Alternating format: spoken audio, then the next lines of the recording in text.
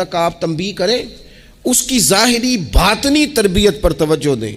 حضرت عمر بن عبدالعزیز رحمۃ اللہ علیہ کے والد مصر میں ہوتے تھے، اور جناب عمر بن عبدالعزیز حضرت صالح بن کسان رحمۃ اللہ علیہ ایک محدث تھے، ان کے پاس مدینہ طیبہ میں تعلیم حاصل کرتے تھے۔ تو آپ نے اپنے استاد صاحب کے پیچھے عصر کی نماز پڑھی، تو ایک رکعت آپ کی لیٹ تھی، اٹھ کے آپ نے نماز پوری کی۔ تو حضرت صالح بن کسان محدث تھے، عالم تھے، حدیث پاک کو جاننے والے، وہ حضرت عمر بن عبدالعزیز سے کہہ رہے ہیں بچپن ہے اور والد مصر میں۔ انہوں نے پوچھا بیٹا کہاں تھے؟ نماز میں ایک رکعت میں نے دیکھا کہ آپ نے دیر سے نماز پڑھی ہے۔ تو عرض کرنے لگے میں حضور کنگھی کر رہا تھا۔ بعض بچے آئینے کے سامنے کھڑے رہتے ہیں، پھر بڑی بڑی دیر ہی کھڑے رہتے ہیں۔ کنگھی کر رہا تھا تو ذرا دیر ہو گئی۔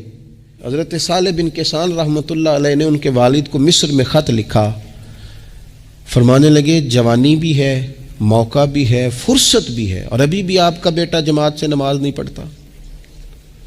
مصر میں خط گیا۔ آج جب میں نے پوچھا ہے تو اس نے کہا میں کنگھی کر رہا تھا۔ اتنے معمولی سے کام کے لیے اس نے تکبیر اولیٰ چھوڑ دی۔ اب وہاں مصر میں بیٹھے والد نے یہ نہیں کہا کہ مولوی صاحب آہستہ آہستہ ٹھیک ہو جائے گا، آپ کو کیا ہو گیا ہے، کوئی بات ہے کرنے والی؟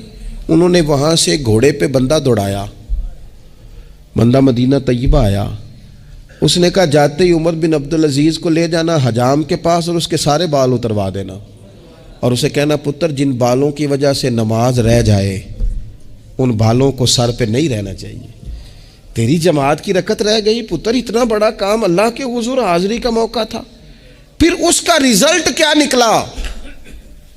حضرت عمر بن عبدالعزیز بادشاہ بنے۔